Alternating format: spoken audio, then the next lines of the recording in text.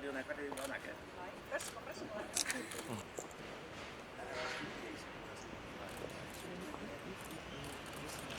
Ja, nahiko.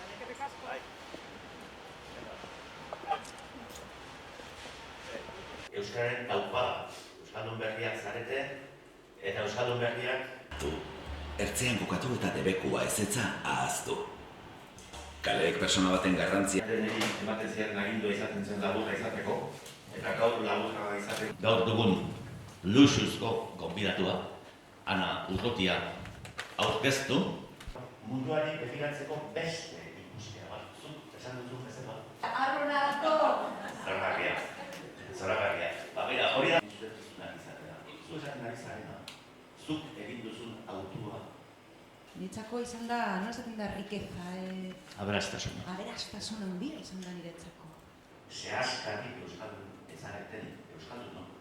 Hain zuzen ere. Egokortasuna egongo da, temperatura atsegina, baina batzutan, borraska be bai, eta iparra haizea ibiliko da, aire freskoa ekartzeko, hori bebe funtsezkoa da.